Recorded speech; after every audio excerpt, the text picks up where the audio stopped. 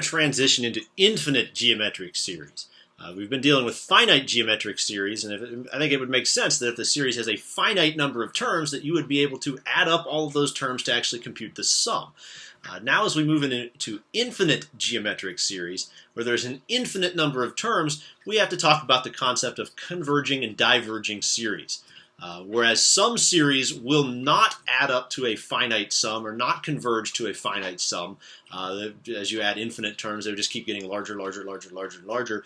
Other series will converge and start to come towards a finite sum. You can see that the more terms, the closer and closer and closer to that sum it actually gets. And that can be a little bit confusing to think about. Like you're telling me I can add up an infinite number of things and it's going to approach a given value? How is that possible? Well, I'd like to show and try to illustrate an example of that here momentarily.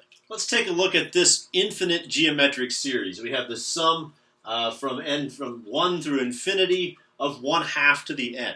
I'll just go ahead and write out a couple terms of this so you can get a better idea for what this series is telling me, or what this series represents. If I plug in 1 for the n, I would get 1/2, plus when I plug in 2 for n, 1/2 squared is 1/4, plus when I plug in 3 for n, 1/2 to the third is 1/8, 1/16, and so on.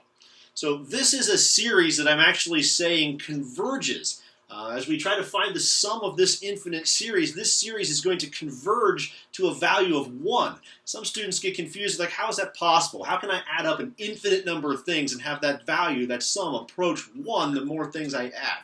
Well, let me try to make a visual representation of this now. I'm going to let this square here represent 1. So my first term is 1/2. So I'm going to add on, here's 1/2. And then my next term is a 4th, which would be represented by half of this half. And then my next term, which would be 1/8, which is represented by half of that half. And my next term is 1/16, which is half of that half. And so on. And as you can see, as I keep adding the next term and the next term, which is just going to be half of this remaining box, each time I do that, I'm going to get closer and closer to 1. I'm never going to exceed that. Eventually, I'm going to just get closer and closer and closer to having this entire square, which represented 1 filled in for that. So I hope that maybe sort of kind of makes sense as to how an infinite series can have a finite sum. But let's look at some conditions on that now. Let's take a look at some conditions on the value of the common ratio, or should I say the absolute value of the common ratio, to tell whether the series diverges or if the series converges to a set number S. If the absolute value of R, of your common ratio, is greater than or equal to 1, that geometric series, that infinite geometric series, is going to diverge and not have a finite sum. So we can't really do much else with that.